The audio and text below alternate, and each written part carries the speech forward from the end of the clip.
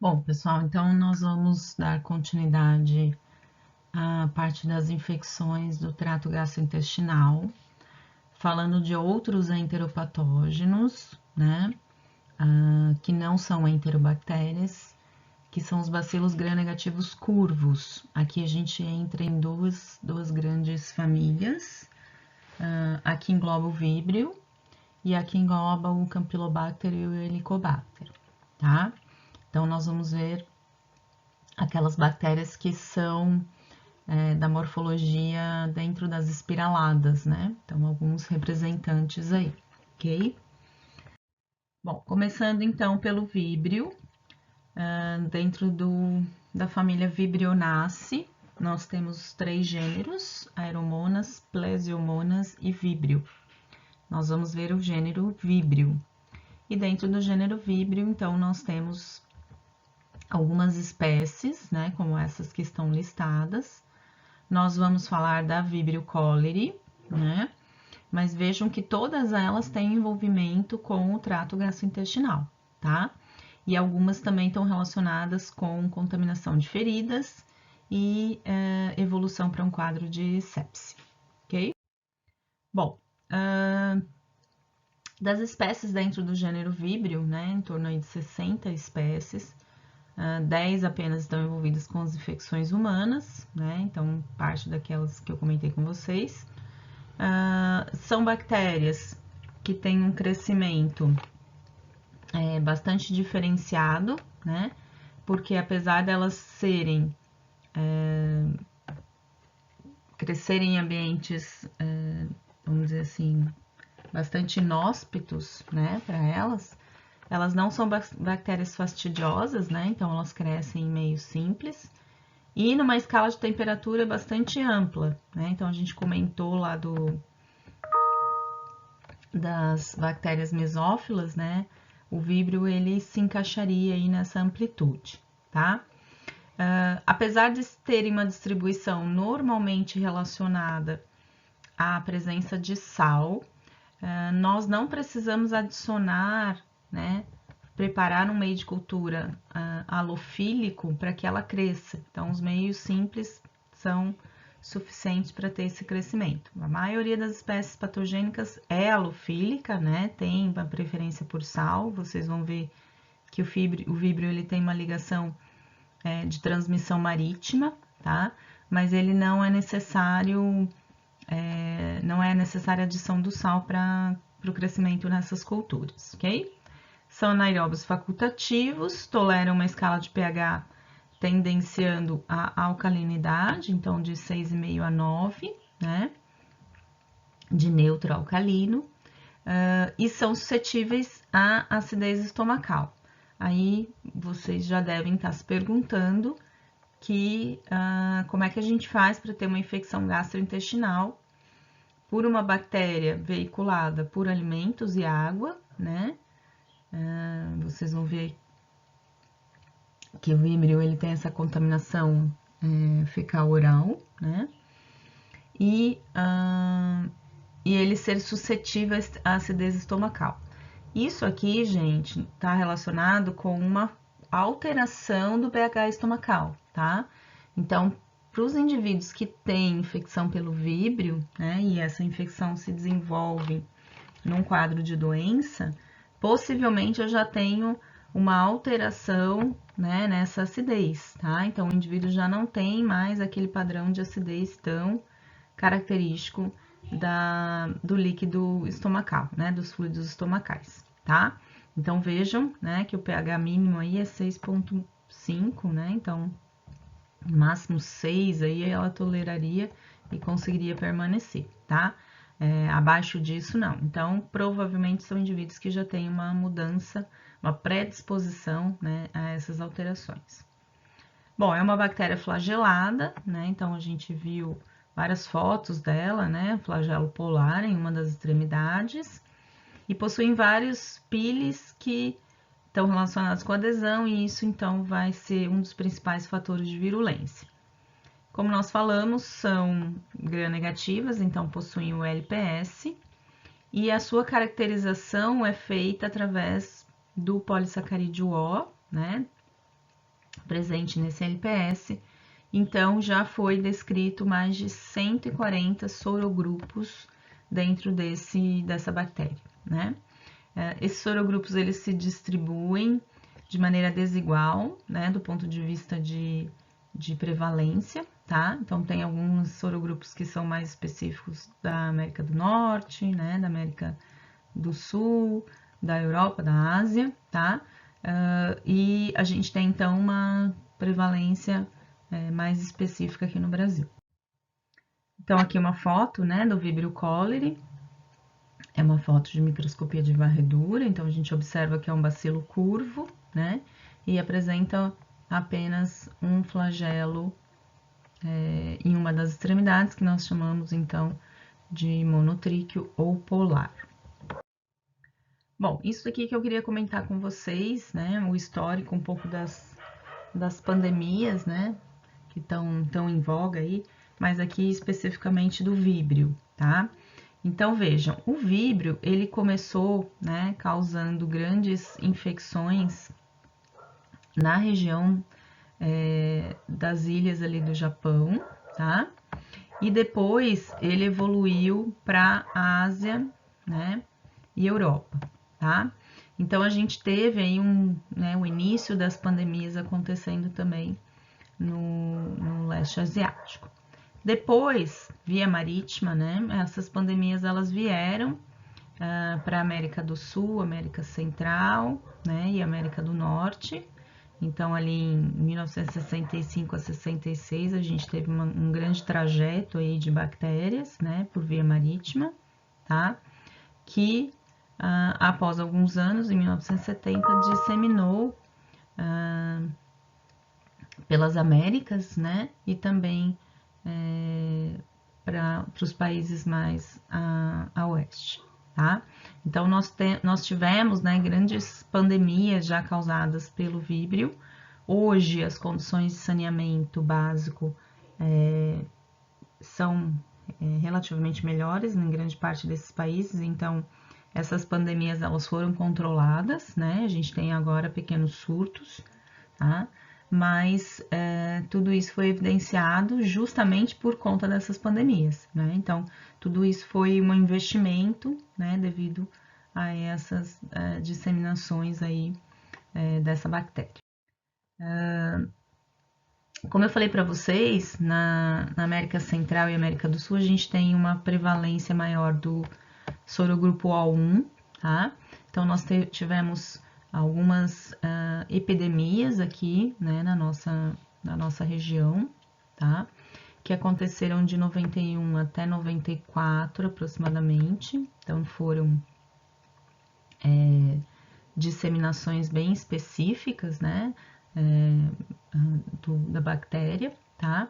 Elas se iniciaram aqui nesse ponto, certo? Então, aqui na América do Sul, né?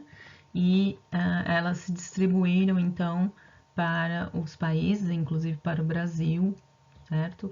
Ali por intermédio de disseminação via rios, né? Em 1992, ok?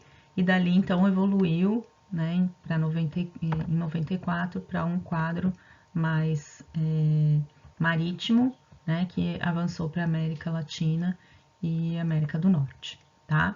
Então, vejam que aqui também a gente teve, né, grandes disseminações dessa bactéria e todas elas foram caracterizadas como do sorotipo O1.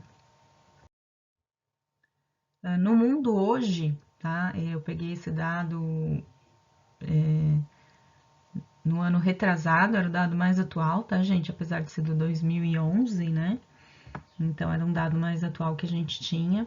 Então, vocês estão vendo aqui embaixo na legenda, né, que existem ainda pouquíssimos países, ali mais na região do continente africano, né, e um pouco ali do continente asiático, tá, onde as taxas de letalidade, né, de fatalidade da doença ainda são bastante elevadas, então, normalmente relacionado a essa falta de saneamento, né, adequado, tá?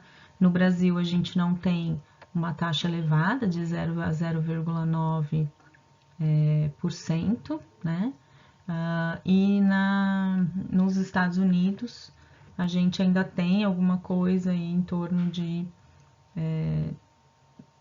também ali aproximadamente 0 a 0,09, um pouco mais até, né?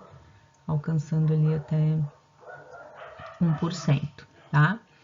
Os demais países que estão em branco, né, ou que tendem a essa, são países que não registram letalidade, né, e podem ter pequenos surtos, mas não há letalidade, ok?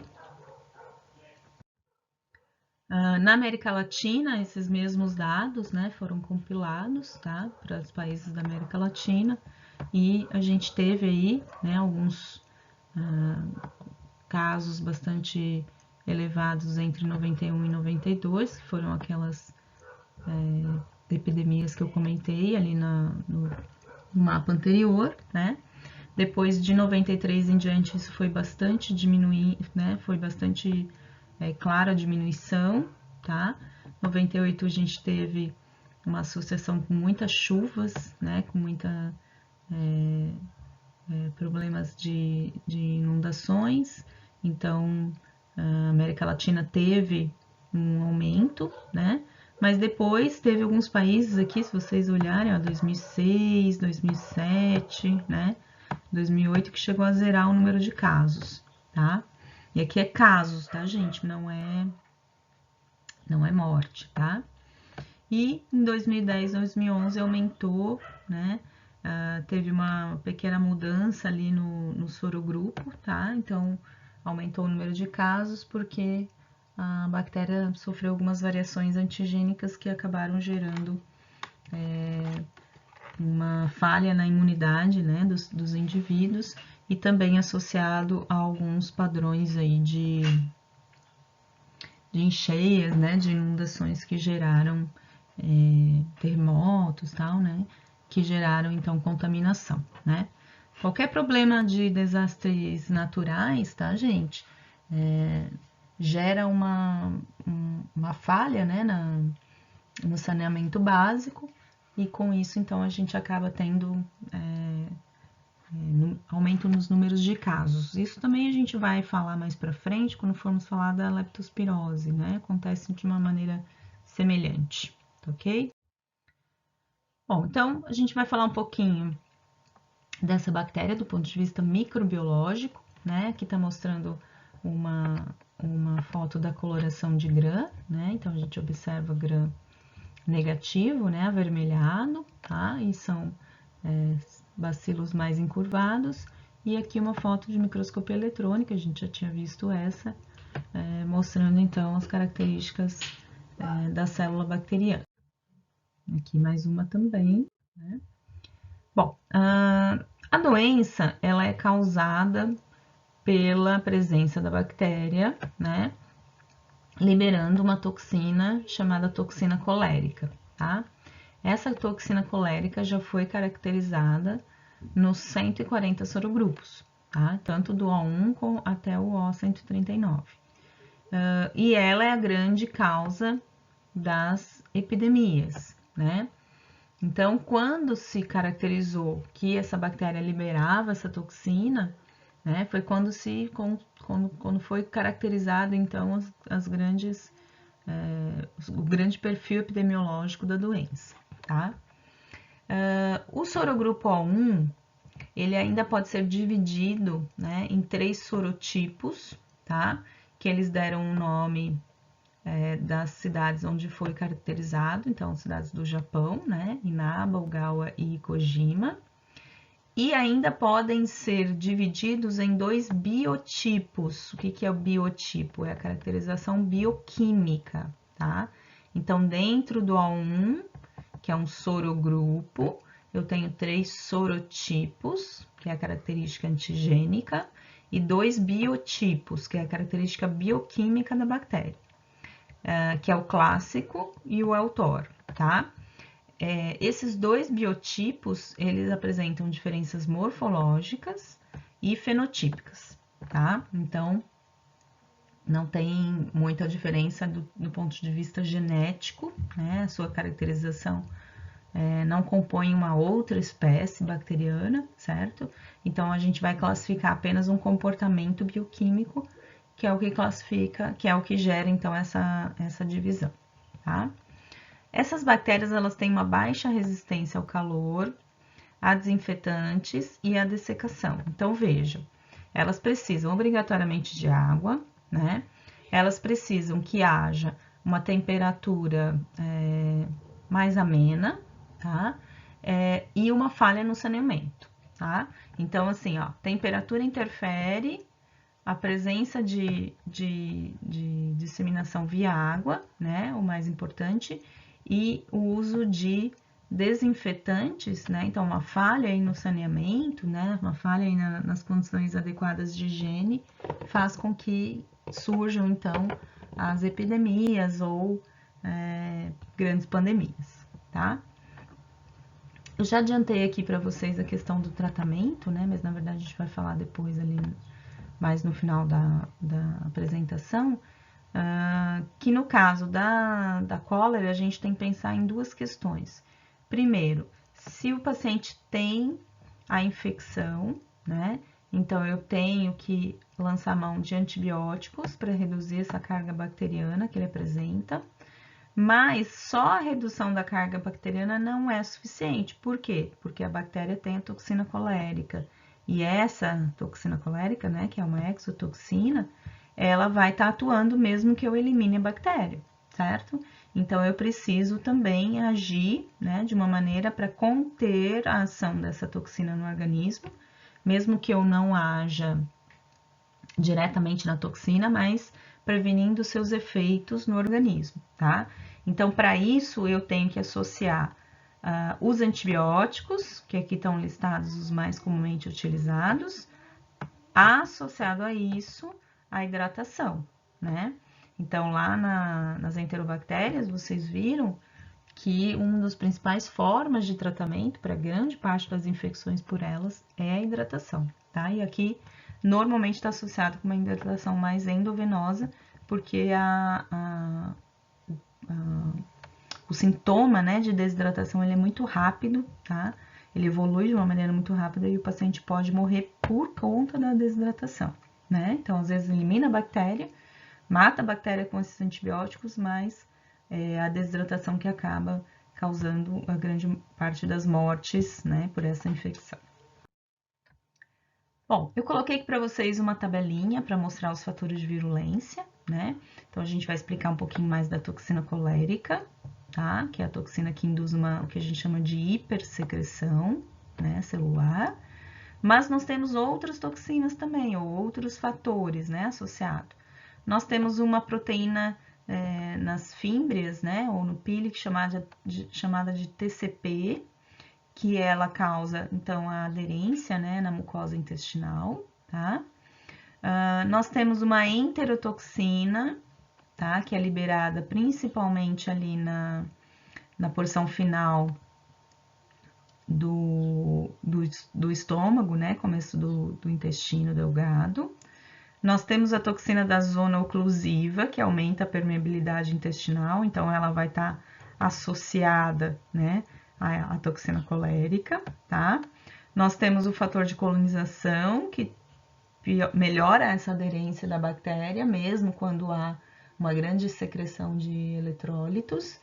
E nós temos uma proteína bem conhecida, que é chamada de neuraminidase, tá?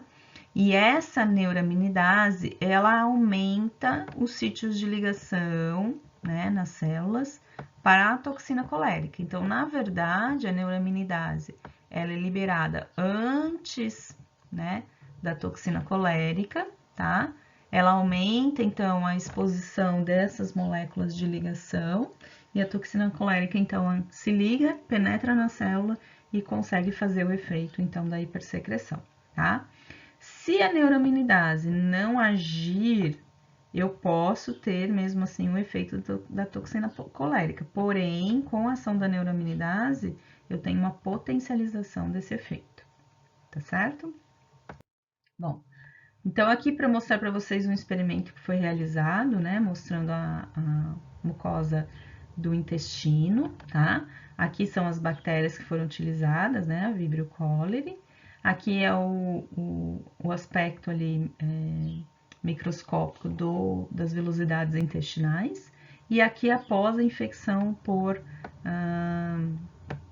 Vibrio cholerae, eu estava apontando, mas não sei se vocês estavam vendo. Então, aqui eu estou falando do intestino normal, né, saudável, e aqui após a infecção, tá, gente? Então, vejam, né, que todas aquelas vilosidades que a gente via aqui, elas estão totalmente destruídas, né, e o que impede, então, com que essa infecção, ou pelo menos os sintomas, sejam rapidamente debelados, né, já que a bactéria realmente destrói a camada superficial ali da mucosa. Bom, então, as características da patogenia estão relacionadas à apresentação de uma diarreia aquosa bastante profusa, né, ou seja, intensa, que é chamada de diarreia em água de arroz, tá? Então, é tanto eletrólito, é tanto soluto, né, nessa diarreia, que ela fica esbranquiçada, como se fosse realmente uma água de lavagem de arroz, né? A morte, ela se dá, então, na grande parte das vezes, pela demora na hidratação do paciente, né? Já que o quadro ele é bastante agudo, tá? Anúria e hipovolemia. Então, são todas características da própria desidratação. Então, vocês veem aqui nesse quadro, né? Que ele cita choque hipovolêmico, acidose, vômito, diarreia, né? Câimbras musculares, tudo isso em decorrência do quadro de desidratação que a bactéria pode causar. Bom, então, como eu falei para vocês anteriormente, né, a principal causa da doença é a toxina colérica, tá? A toxina colérica é uma toxina também AB, né? Então, ela tem lá a subunidade interna, que é a subunidade A, que é a parte tóxica, tá? Então, é aqui a toxina colérica. A parte A é a parte tóxica e a parte B é a que faz, então, a ligação, né? Com os receptores ali na membrana da célula, tá?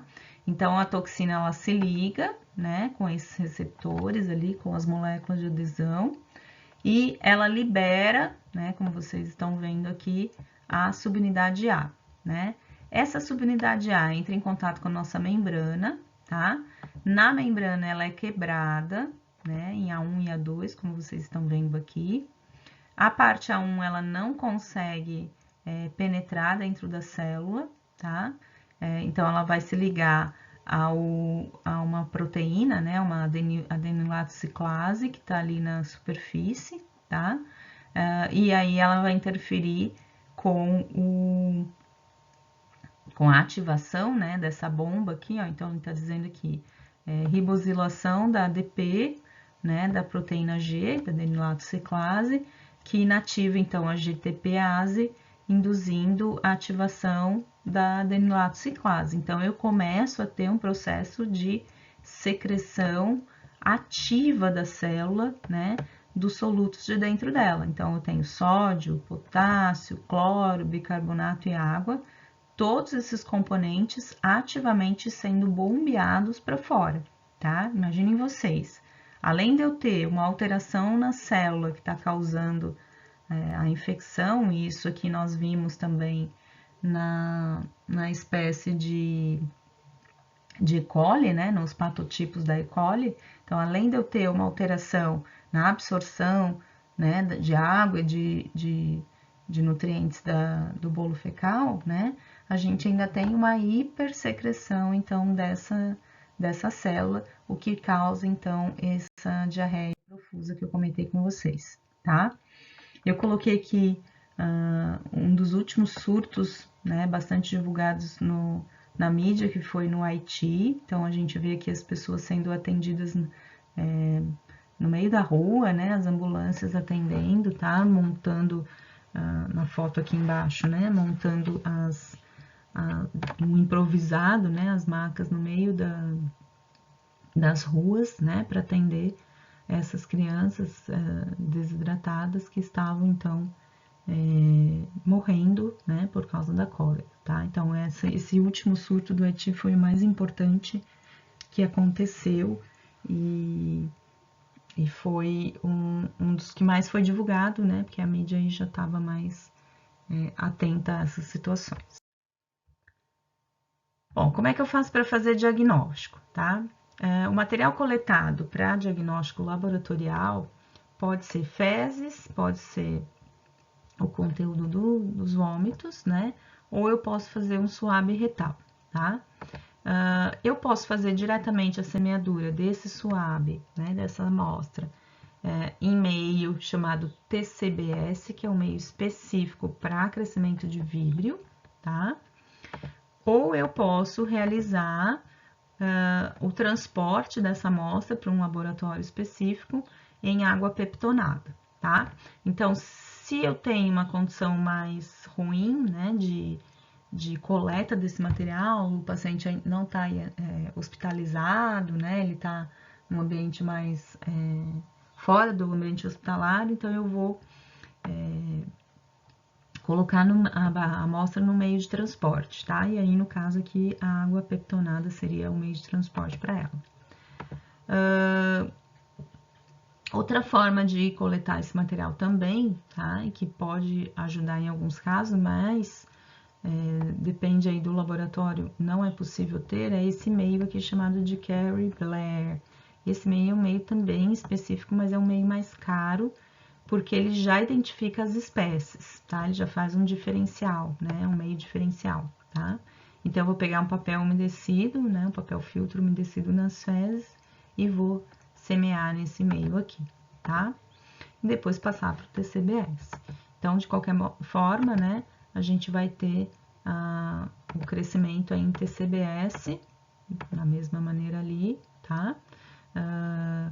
Quando eu faço semeadura no TCBS direto, eu vou deixar crescendo em 16 a 18 horas. Quando eu faço o enriquecimento em água peptonada, a partir de 8 horas eu já tenho, já posso, né, semear no TCBS, e aí eu vou obter as colônias amarelas, né, que são as colônias suspeitas de Vibrio cholerae, tá?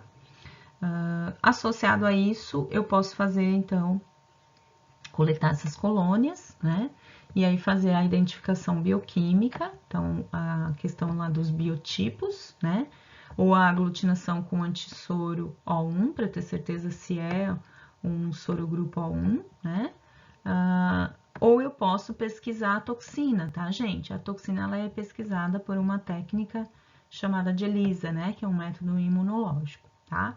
E em alguns centros onde é feita análise genética através de PCR ou sonda, né, eu posso também identificar, não é muito comum de se fazer em rotina, né, mas pode ser realizado no intuito de pesquisa epidemiológica, essas análises moleculares para toxina também, ok?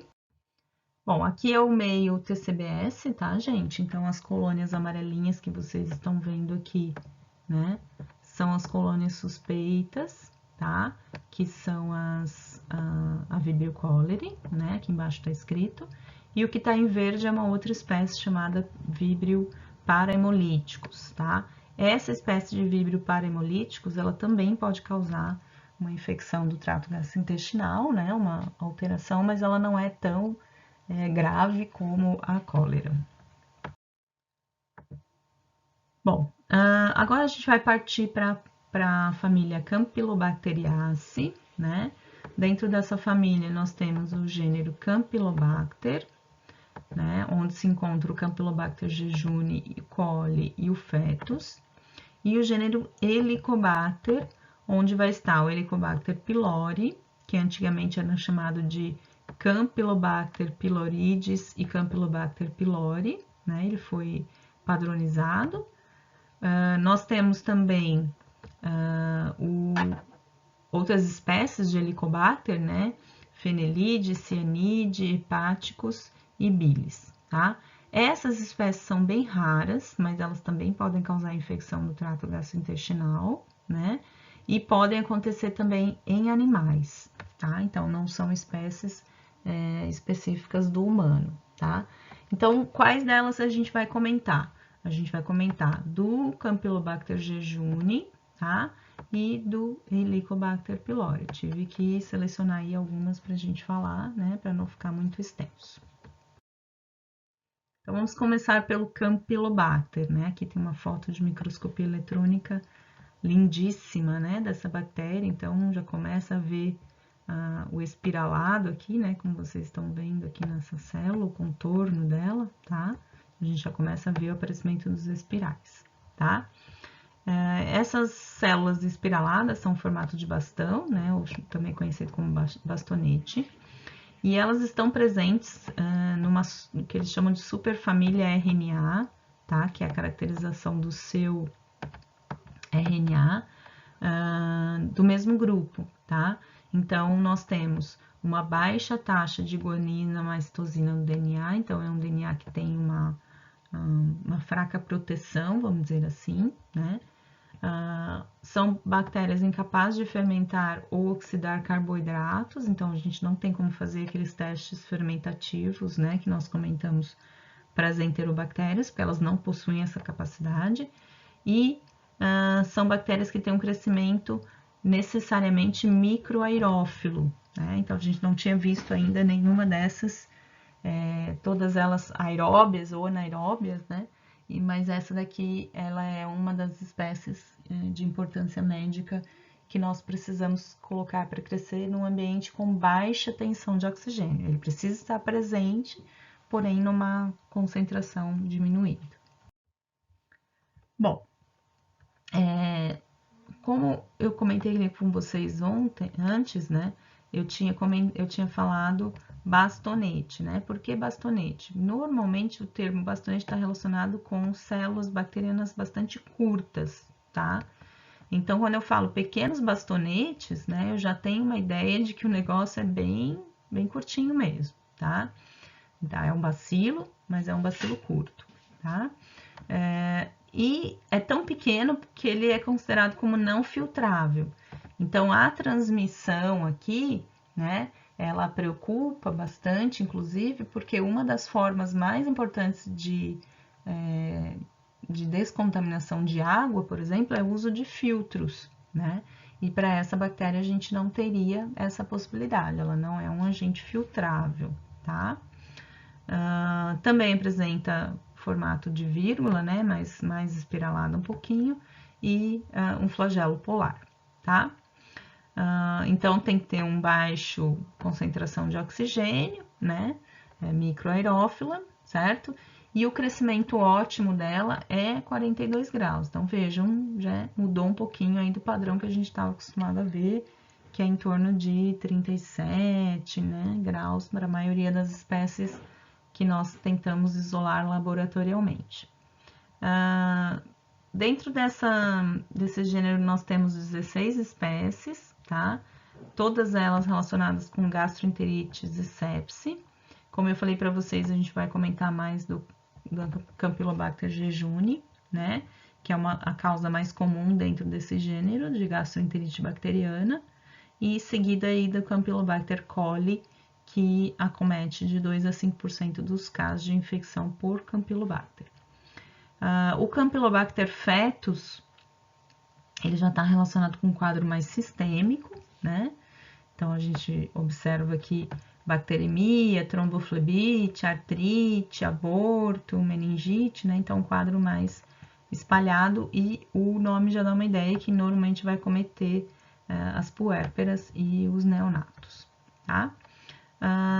Morfologicamente falando, os antígenos da cápsula e do flagelo são os principais utilizados para identificação, né, epidemiológica dessas espécies, tá?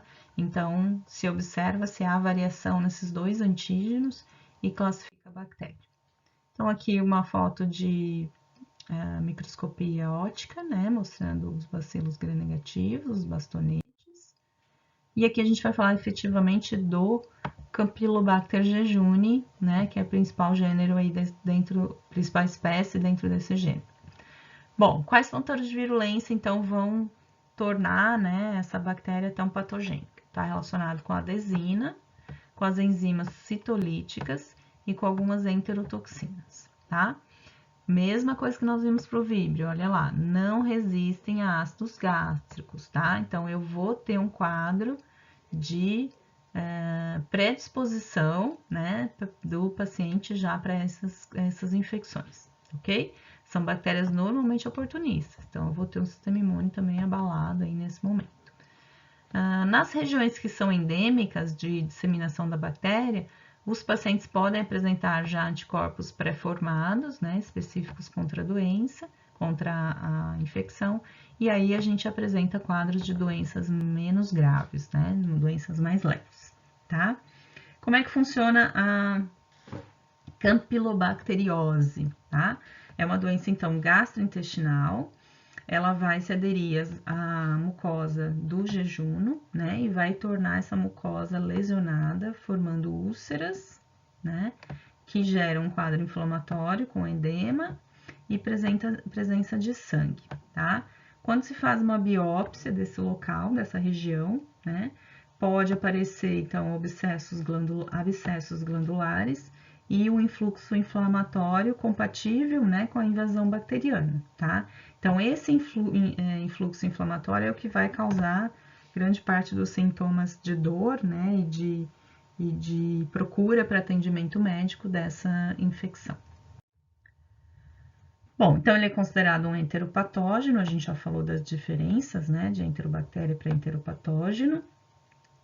Essa diarreia é caracterizada, então, do quadro agudo, tá? Mas a gente observa que demora aí alguns dias para iniciar, né?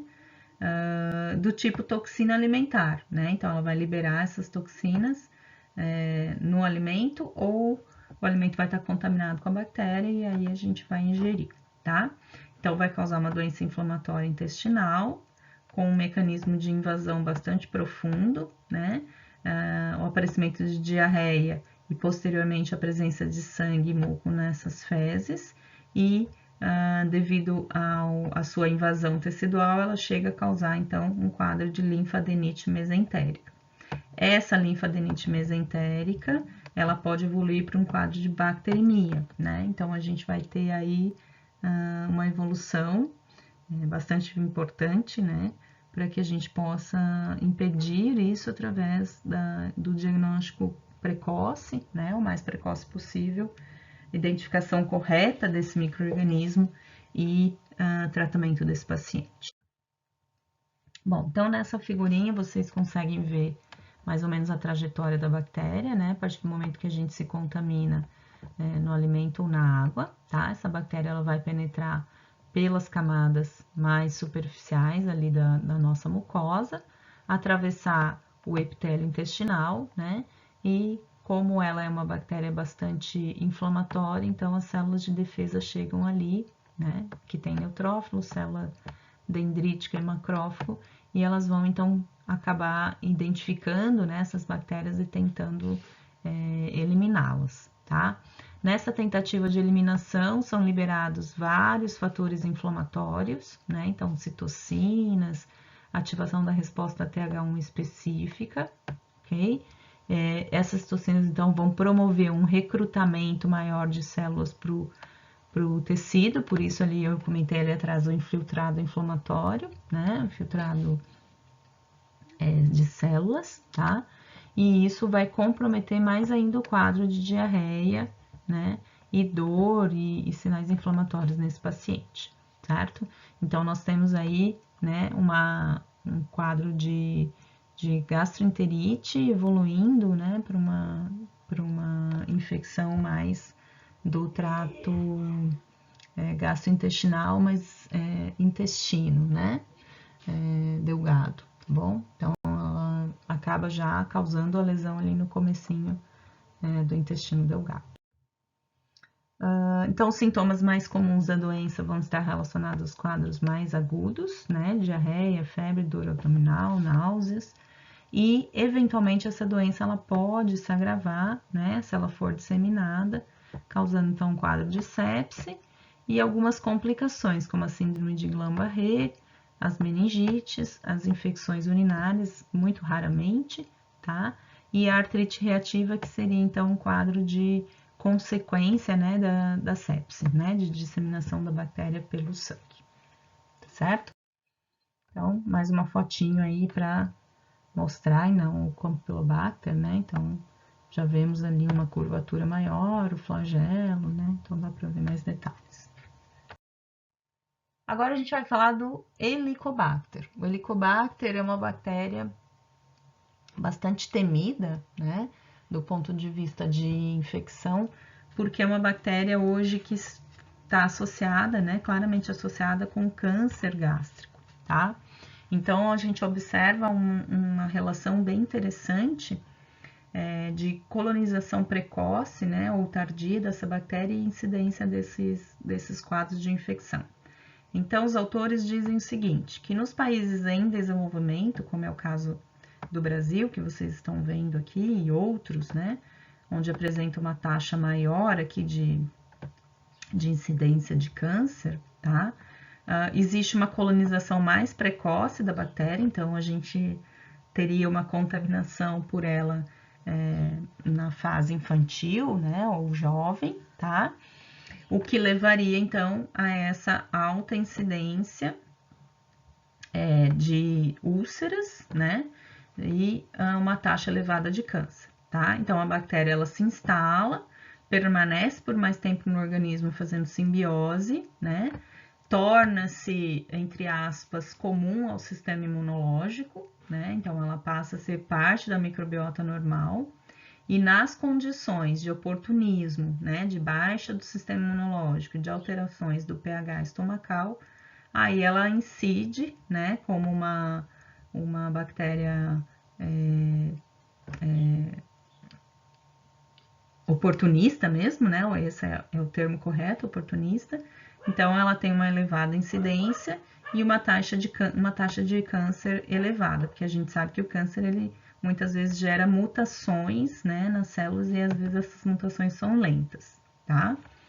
Nos países desenvolvidos, onde a gente tem um saneamento mais adequado, né, onde há então a presença de um padrão de higiene melhor, essa colonização ela é mais tardia, ela vai acontecer mais no adulto, né? Portanto, a infecção ela é mais baixa, né? Uma incidência mais baixa. E aí a gente não tem tantos casos de câncer, mas a gente tem casos de úlceras, né? Porque aí a úlcera é identificada, é um quadro mais agudo, e aí não é tratada e não evolui para câncer, né? Então, nos países em desenvolvimento, a precocidade da colonização, né, faz com que o organismo fique mais suscetível à evolução para o câncer, tá? Então, quanto mais precoce a contaminação, mais fácil é para evoluir para o câncer. Essa é a tradução aí dos trabalhos que falam sobre a epidemiologia do Helicobacter, a história natural dele, né? Bom, como eu falei para vocês, essa relação entre o H. pylori e o câncer gástrico, ela é uma relação relativamente nova, né? Ela foi descrita pela primeira vez em 1991, quando o CDC então declarou que existia essa ligação entre o H. pylori e a úlcera gástrica. Em 94, o NIH declarou, né, que essas úlceras eram então decorrentes do H. pylori, tá? Primeiro foi uma relação íntima, depois, obrigatoriamente, as úlceras estavam associadas com infecção pelo H. pylori. E aí, por meados dos anos 2000, né, em 2005, esses dois pesquisadores, né, eles dividiram um prêmio, né, um prêmio Nobel de Fisiologia e Medicina, o Marshall e o Warren, eles dividiram demonstrando, né, que o H. pylori ele era o causador do câncer, tá? O Marshall é da Austrália, tá, gente? Ele foi o chefe lá do grupo, né, que encabeçou essa pesquisa, tá? E eles passaram, então, a descrever, né, a relação do papel, né, da gastrite, da úlcera péptica na evolução para o câncer. Isso foi bem estabelecido já em 94, né, mas depois, só em 2005, eles ganharam esse prêmio, né? Eles foram premiados. Bom, então, como eu falei, são bacilos espirais, né, ou curvos encurtados, não formam esporos, são móveis, né, a gente vê que naquelas fotos que o bacilo tem vários flagelos, né, em uma das extremidades, tá, então múltiplos, tá, e essa motilidade ela dá num sentido de saca-rolhas, né, a gente já tinha comentado um pouquinho sobre isso. São bactérias microaerófilas também, e diferente do que a gente viu lá para o víbrio, né, elas já são bastante fastidiosas, então é importante que a gente faça a semeadura, né, das amostras biológicas com suspeita dessa bactéria já no meio enriquecido, né, para que ela possa então ser identificada através dos testes microbiológicos.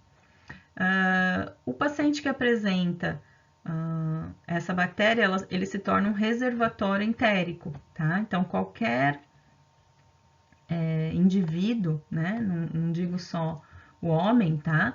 Mas nós temos vários mamíferos e pássaros que podem manter, né, essa bactéria circulando na natureza como reservatórios, tá? Então, trato intestinal baixo, intestino delgado, cólon, reto, né? Ou até hepato biliar, de alguns mamíferos e aves, são um grande nicho, né, de crescimento dessa bactéria na natureza, tá?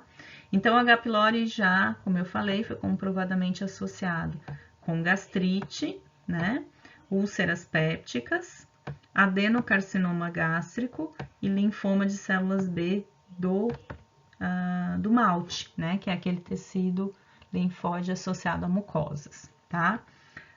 Aqui nessa tabelinha abaixo, vocês observam a quantidade de cruzes aqui, tá? E tá relacionado com a força dessa ligação, né? Então, a úlcera do duodeno seria a ligação máxima, né, de contaminação, de associação com H. pylori. Depois, a úlcera estomacal, né, úlcera gástrica, tá? O câncer gástrico, tá, aparece em terceiro lugar, né? Na mesma proporção, o linfoma de Malte, de linfócitos B. Alguns casos de dispepsia funcional também foram associados, mas essa relação ainda é bastante íntima, né? Não, vamos dizer assim, não tem ainda muitos dados claros. E refluxo foi descartado. Refluxo não tem relação com a presença do H. pylori, né? Então, a gente vê muitos casos de refluxo, mas não foi comprovada a relação com o H. pylori. Então, é mucosa gástrica, né? Realmente, onde essa bactéria consegue crescer e causar a infecção. Bom, por que ela faz tanto estrago no nosso organismo? Já coloquei aqui para vocês uma imagem, né, dos fatores de virulência. A gente vai falar um pouquinho. Uma das principais causas é a produção da urease, tá? Então, essa bactéria, ela tem uma característica de crescer num ambiente estomacal, porque ela produz a urease, né? E essa urease, tá aqui no nosso quadrinho, ela vai neutralizar o ácido gástrico, tá? Então, mesmo naqueles pacientes que não tem alteração do pH, vejam aqui, né? Um pouquinho diferente do que a gente falou para o víbrio e para o campylobacter, tá? Mesmo naqueles pacientes onde há um pH, né, adequado ali no estômago, essa bactéria ela consegue neutralizar esse pH, né? Tornar esse pH mais neutro, né? Tendendo à alcalinidade, para que ela possa se manter nesse ambiente, tá? Então, ela, né, causa a injúria na mucosa gástrica porque ela libera a amônia, né, em decorrência da ação dessa enzima urease, tá? Devido a esse fato, tá, pessoal, é importante que a gente faça um teste para determinar a presença da urease, porque isso indica, na grande parte das vezes, que é uma contaminação por H. pylori, né? Então, não preciso necessariamente identificar a bactéria, né? Isolar a bactéria, mas eu posso ter a identificação, então, da urease, né? e isso já vai dar uma ideia para mim que possivelmente é uma infecção por H. pylori. Isso pode ser feito, inclusive, em biópsia, tá? Então, muitas vezes, para detectar a presença de úlceras, né, de gastrite, é feita uma endoscopia. Na endoscopia, a gente retira um fragmento, né, faz uma biópsia, certo? E por essa biópsia, a gente pode fazer esse teste da urease, tá? Um teste bem fácil de ser feito. Caso eu consiga coletar material biológico, eu posso fazer o crescimento dela em meio enriquecido, né? No caso do H. pylori, é um meio suplementado com sangue, carvão, plasma, amido ou gema de ovo, tá? E o crescimento é numa temperatura mais amena, aí, de 30 a 37 graus. Uma outra causa importante da agressão, né, que ela vai gerar na mucosa gástrica, é que ela consegue, além de neutralizar o pH, né, de fugir aí da acidez do suco gástrico, ela consegue se proteger, tá, sob uma camada de mucina. Acho que aqui nessa figura, tá aqui, ó. Então, ela possui mucina, né, ela se reveste com essa mucina, e quando ela precisa, quando ela consegue, né, que a urease neutralize o suco gástrico, ela libera a mucinase, né? Essa mucinase degrada essa mucina, que é como se fosse uma cápsula, né? E aí ela consegue permanecer ali naquele ambiente mais ameno para ela, né? Então, os fatores de virulência, além da urease, a mucinase, a própria bainha do flagelo, né? Porque ela vai usar isso como uma forma de penetrar nas feridas, tá? E o LPS, que é liberado após a descontaminação, né? Após a morte, tá? Existe uma exotoxina também, a gente vai falar no próximo slide, mas já vou mostrar aqui. Ela é chamada de toxina vacuolizante, tá? E um gene relacionado a ela é o gene VAC-A. Essa exotoxina vacuolizante também está relacionada com a injúria, né? Com a formação das úlceras, tá? Então, penetra ali, né? Dentro do organismo, dentro da mucosa e acaba causando vacúolos nessas células, tá? Então, aqui já um pouquinho mais descrito, né, para vocês. A presença da motilidade dela é um dos fatores de virulência importantes, né, porque ela penetra, então, atravessando toda aquela camada de muco que nós temos, tá? E alguns trabalhos dizem que as cepas mais móveis seriam então, as mais virulentas, porque elas conseguem penetrar mais, né? A sua capacidade de adesão, né, a sua adesina, através das próprias fibras, né? E também impedindo a sua eliminação pelos movimentos peristálticos. E a citotoxina vacuolizante, que eu falei agora há pouco, que vai fazer então aqueles vacúolos, favorecendo a formação das úlceras. Então, aqui nesse gráfico a gente vê, né, a infecção acontecendo no antro, no piloro, né? A bactéria liberando, então, os fatores de lesão do tecido, que vocês estão vendo aqui nesse quadrinho do meio, né? Isso atraindo as células de defesa, né? Então, as células começam a sair do vaso em direção ao tecido, tá? E essas células, então, vão contribuir para a formação, né, das úlceras, tá? Tanto a gástrica quanto a duodenal. Então, aqui nessas imagens, a gente consegue visualizar, né, a úlcera gástrica e a úlcera duodenal. Aqui tá a úlcera gástrica, né, e a úlcera duodenal, e conseguimos, então, imaginar, né, a bactéria penetrando aqui e causando a lesão nesse tecido, ok? E aqui também para a gente identificar, né, os possíveis fatores relacionados, também vemos a gastrite, né, pelo H. pylori. Aqui nessa primeira foto, umas pré-lesões, né, iniciais ali, tá? e aqui o processo inflamatório já começando a se estabelecer por conta da presença da bactéria, tá? Bom, existem algumas linhas de pesquisa que estudam a história natural da infecção pelo H. pylori e aquilo que eu comentei com vocês lá no início, né, dizendo que a colonização precoce está relacionada, então, com uma maior incidência de câncer, né, de taxas de câncer, foi descrito nesse trabalho de 2006, né, não é um trabalho tão recente, mas um trabalho bem relevante, que falou, então, que essa infecção, quanto mais recente, né, quanto mais na infância, relacionado a fatores hereditários, ambientais, alimentares, né, são necessários para que essa bactéria então se estabeleça, cause então uma gastrite aguda, que normalmente não é identificada, né, ou de maneira erroneamente tratada, que pode evoluir então para uma gastrite crônica, né, tanto multifocal como antral, e aí, né, conforme vai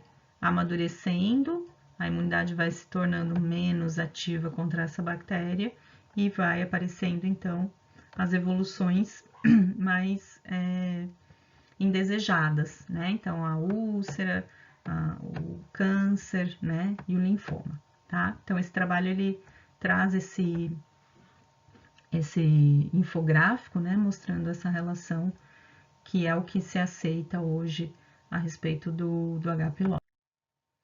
Bom, então finalizando essa parte, né, nós vamos falar do diagnóstico laboratorial dessa espécie.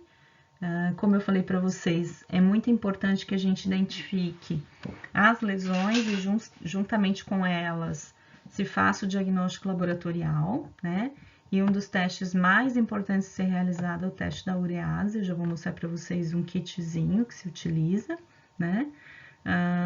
Não, apesar disso, né, de ser um teste rápido, ele não é totalmente sensível antes do início das lesões, né, antes de 24 horas do início das lesões, tá? Então, não dá para ser feito, por exemplo, como um teste de triagem, né, porque ele só vai, a urease ela só vai ser liberada realmente quando a bactéria quer causar infecção, quer se aderir, né, quer permanecer ali naquele ambiente, tá? Então, não tem como eu identificar, fazer uma prevalência, né, de contaminação na infância, por exemplo, para esses indivíduos terem H. pylori pelo teste da urease. Inclusive, alguns trabalhos relatam que essa bactéria poderia ser transferida até pelo contato com a mãe, ali pelo leite materno, tá? Existem algumas, já participei de alguns congressos que eles comentaram essa possível relação, mas não tem nada muito científico, né, publicado a respeito disso, tá? Juntamente com o teste da urease, a gente tem então o exame histopatológico, né, da endoscopia, né, que vai fornecer então uma sensibilidade maior pra gente, né, por conta das lesões, e a cultura, tá? Aí a cultura é o diagnóstico de certeza porque a gente encontra a bactéria ali, né? A bactéria vai crescer ali naquele ambiente, tá? E permite também a realização do antibiograma. Só que a gente tem que levar em consideração que muitas vezes quando essa amostra é coletada, né, ela pode ser contaminada, tá? Então, tá dito aqui, né, que a sensibilidade depende da experiência do examinador. Então, a gente vai ter que ser criterioso, né, para identificar as contaminações. Esse aqui é o teste que eu falei para vocês da urease, né, o CLO-test, tá? O CLO-test, o CLO significa Campylobacter-like organisms, então, bactérias do grupo, né, do Campylobacter, tá? A gente pega, então, uma amostra de biópsia, né, ali da endoscopia, adiciona uma solução de ureia, um agente bacteriostático para que não tenha crescimento de outras bactérias, e um indicador de pH. Então, tem os testes que são caseiros, tá? Onde a gente faz tudo isso de maneira caseira, e tem os testes que são kits, né? Como vocês estão vendo aqui nessa foto, tá? Aí, quando em contato com o tecido e a solução de ureia, né? Que tá descrito aqui, tá? A bactéria libera a urease, né, que transforma a ureia em amônia, tá? E aí a gente vai ter a formação aqui da imagem, né, a acidificação do meio, tá? Então, aqui é o início, né, do meu teste, como eu tenho um indicador de pH, o meio de amarelinho passa a ficar vermelho, né? Então, o positivo é o vermelho, né, e a gente considera aí o tempo adequado. Aqui, gente, ele mostra o teste sendo feito depois de 10 minutos e aqui o teste já completo, tá? Então, aqui o negativo, né? Esse seria o resultado negativo, esse já convertendo, né? Sem semear, esse já convertendo e esse aqui já positivo para a amostra, tá certo? Então, um teste bem simples de ser feito e que traz algumas considerações bem relevantes. Tratamento. Não sei se alguns de vocês já teve um caso, né, de infecção por H. pylori ou algum conhecido.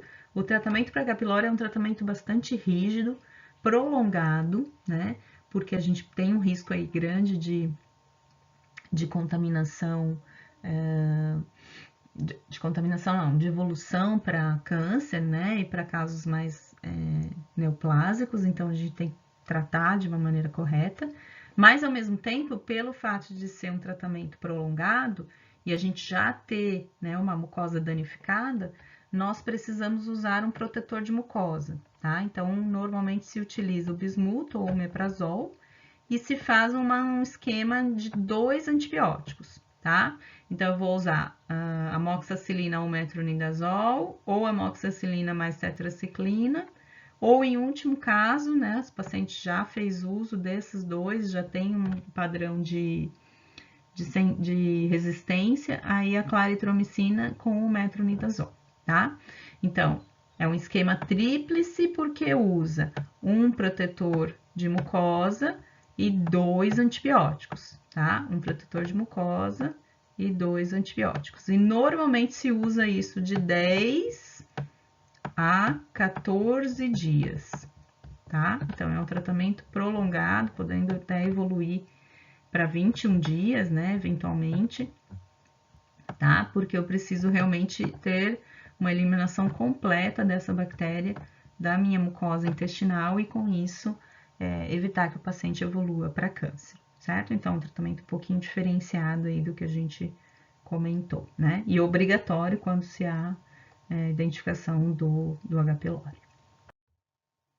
E fechando aqui uma fotinho, né, do H. pylori, a gente vê os detalhes, aqui é numa mucosa, né, intestinal, e aqui é uma brincadeirinha, né, que eu encontrei na internet falando, o H. pylori falando, né, que o estresse não causa úlceras, mas ele causa, né, então para mostrar que realmente hoje as úlceras estão relacionadas com a infecção pelo H. pylori, ok?